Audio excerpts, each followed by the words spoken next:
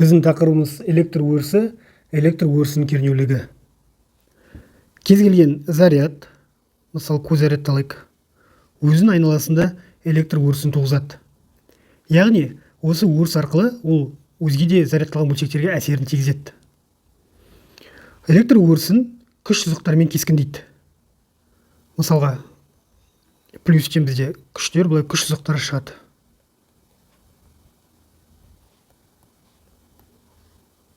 Осылай айналасында өріс пайда болады.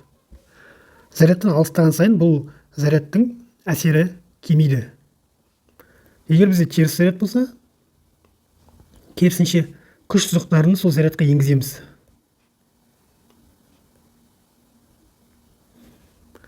Бұдан біз не көріп тұрмыз? Егер бізде екі заряд берілген болса, плюс минус, онда күш сызықтары плюстен шығып минусқа кіреді. Плюстен шығып минусқа кіреді.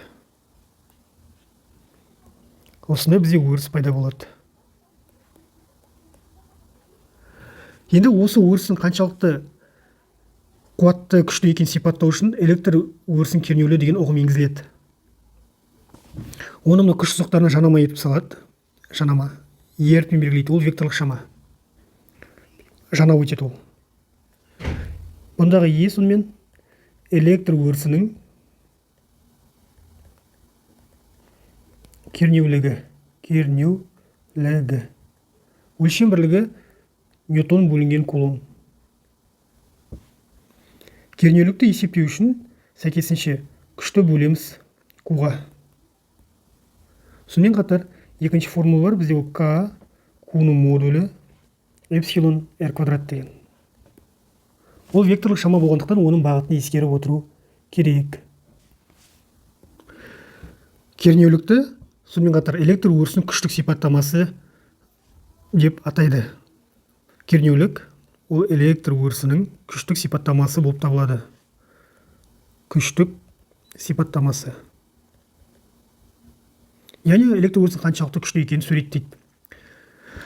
Сонымен қатар, егер бізде бірнеше электр өрісі туғызатын, яғни зарядтар берілген болса, жаңағыдай, мысалы бір дюймнің бойында Q1 болсын, онда мысалы минус Q2 болсын, олар бір дюйммен қосылсын, мысалға, бір дюймнің бойында. Енді осы плюстен, мысалы, ортада бір М деген нүкте болсын. Осы нүктедегі электр өрісін табу керек болады. Бұл кезде Q1-ден вектор саламыз. Ол плюстен шығады, яғни осы нүктеден бастап сызасыңдар, бағыттайсыңдар минусқа қарай. Q2 ол минус болғандықтан оған кернеулік бағыты, яғни күш сызығы оған бағытталу керек. Ол да нүктеден сызып, соған қарай бағыттайсыңдар. Сонда бізде қызыл бізде E1, бірінші вектор, кернеулік. Көгіміз бізде E2, екінші вектор, яғни екінші кернеулік. Енді бұдан жалпы тап десе, екеуі бір бағытты болғандықтан екеуін қосамыз. Сәйкесінше қарама-қарсы бағытты болса азайтасыңдар. Егер 90 градуспен болса, перпендикуляр, яғни онда Пифагор теоремасын қолданасыздар. Жалпы түрде бірнеше зарядтан туындайтын электр өрісінің кернеулігін табу үшін бұл зарядтан әрқайсының электр өрісінің кернеуліктерін векторлық қосамыз. N-ға дейін. Жаңа осы бір дюймнің бойында мысалды жалғастырайық. Мысалға бізде Q1-іміз 2 нанокулон болсын, Q2-іміз минус, мысалы 3 нанокулон болсын. E1-ді алдымен табамыз. К, Q1, эпсилон R1 квадрат деп. E2-ні табыласыздар К, Q2, эпсилон R2 квадрат деп. Бұндағы R1 деген зарядтан сол нүктеге дейін қашықтық. R1 деген, R2 деген сол нүктеден екінші зарядқа дейін қашықтық. Осының барлық сандар беріледі. Екеуі бір дюймнің бойында болғандықтан бір бағытта болғасын қосамыз дедік. Сол E1, E2-ні табамыз. Сосын екеуін қоса қоясыңдар. Болды. R1 мысалға бізде 1 метр болсын, R2-міз мысалға 0,8 метр болсын. К бізде тұрақты 9 көбейту 9 дәрежесі ньютон метр квадрат кулон квадрат. Эпсилон вакуум болса бір қоясыздар. Зарядтар бар. Осын есептейміз де шыққан мәнде қоса қоясыңдар. Сонда бізде жалпы кернеулік шығады. Осыны есептейік. алдымен Е1 табамыз, сосын Е2-ні табамыз.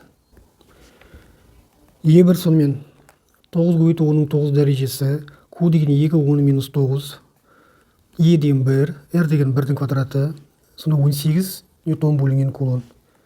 Е2 9 көбейту 10-ның 9 дәрежесі, модуль болғандықтан плюспен жазасыңдар, 3 минус 9, 1, 0,8 квадрат. Калькулятормен есептен жоқтағанда 42/2 ньютон кулон шығады. Енді жалпы кернеулік табу үшін осы екеуін қосасыздар. 18 ньютон кулон, қосамыз 42/2 ньютон кулон. Сонда бізде жалпысы 60/2 ньютон кулон шығады. Бұл мысал. Есепте әртүрлі мән болуы мүмкін, немесе бірнеше заряд болуы мүмкін. Соны әрқайсысын жеке-жеке қарау керек.